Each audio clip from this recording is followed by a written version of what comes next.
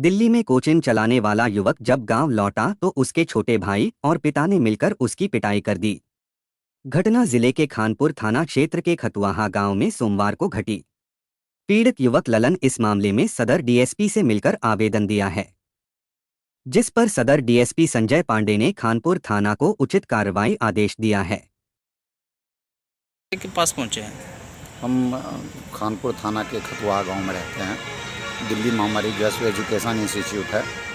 हमारा यहाँ जो है एक केस का तारीख पड़ा हुआ था 11 तारीख की, तो वही 11 तारीख को अपने तारीख में अपीयर होने के लिए मैं जो है 10 तारीख को अपने गांव घर पहुँचा खतुआ, जहाँ मैं अपने घर की साफ़ सफाई करने के बाद जो ही पानी लेने के लिए गया मैं नलका पे, तो मेरे फादर जो है सो मेरे साथ मारपीट करना शुरू कर दिए, ये कहते हुए कि तुमको इस घर में नहीं रहना, जो कि वो घर मेरे ही पैसे से और मैं अपने शेयर जो मेरे फादर मुझे दिए हैं उसी शेयर में मैंने अपना घर बनाया है। मैंने जब इन चीज़ों को कहा कि जब केस चल रही है, केस आप लड़ रहे हो मेरे से, तो मारपीट करने की बार बार क्या ज़रूरत है।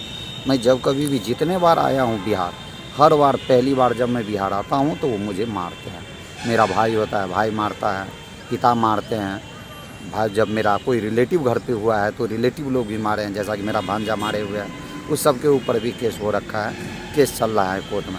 अभी जब हम प्राथमिक देने के लिए खानपुर थाना में गए तो खानपुर थाना के जो थाना प्रभारी हैं उनको जब मैंने आवेदन दिया तो उन्होंने मुझसे कहा कि मैं तुम्हारा बाप मुझे फ़ोन किया था, मैं तुम्हारे बाप का केस लूँगा, तुम्हारा केस नहीं लूँगा।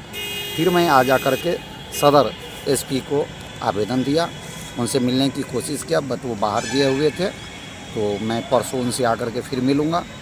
और मैंने आग्रह किया है कि मेरा आवेदन जो है उसको स्वीकार करें और उस पर एफआईआर हो, क्यों तो मुझे कल रात में भी धमकी दिया गया। तो मैंने सदर एसपी साहब के व्हाट्सएप नंबर पे सारे डिटेल्स को लिख करके उनको व्हाट्सएप किया, किंतु अभी तक उसमें कोई ब्लू टिक नहीं है।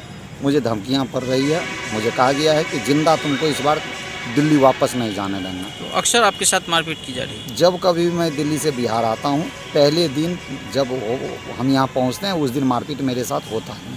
तो ये मकान बंटवारा को लेकर विवाद चल रहा है? मकान बंटवारा हो रखा था इनकी, ये मेरे फादर भी 3 भाई हैं, इन तीनों में भी मौखिक बंटवारा हो रखा था। मेरा भी इन्होंने मौखिक बंटवारा कर रखा था। दिल्ली में इन्होंने मौखिक बंटवारा किया, जो शेयर मुझे दिया उस शेयर पे मैं अपना मकान बनाया। मेरे मकान को भी अगर देखा जाएगा तो उसमें कोई भी कह सकता है कि वो सिंगल फैमिली का मकान बना हुआ है। 2 भाइयों के बंटवारा के उद्देश्य से वो मकान नहीं बना हुआ है, क्योंकि वो मुझे दिया गया था। मैं अकेला हूँ, मेरा बेटा भी एक ही है, तो मैंने एक ही फ्लैट के टाइप में बनाया है उसको। अब मेरे फादर का कहना है कि इसमें से हम कुछ भी तुमको नहीं देंगे। ना वो समाज की बातों को मानते हैं और ना वो कोर्ट में अगर कोई आवेदन देते हैं या कोर्ट से कोई डिसीजन आता है उस डिसीजन को मानते हैं। कोर्ट में भी गलत इन्फॉर्मेशन दे के कोर्ट को भी बड़गलाते हैं, समाज को भी बड़गलाते हैं।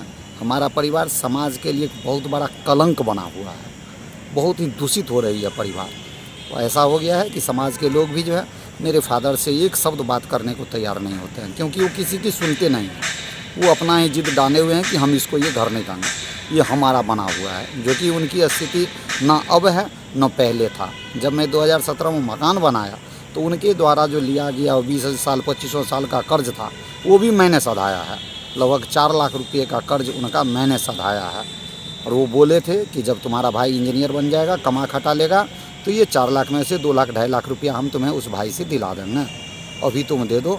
मुझे पुलिस बहुत परेशान करता है, वो बैंक पुलिस लेके आता है, मुझे कभी भी पकड़ के ले जा सकता है। बहुत सारी घटनाएं हुई है, बहुतों बार ये 4 साल 4.5 साल में मेरे साथ मारपीट हुई है, कितना बताया जाए। क्या नाम है? मेरा नाम ललन झा है।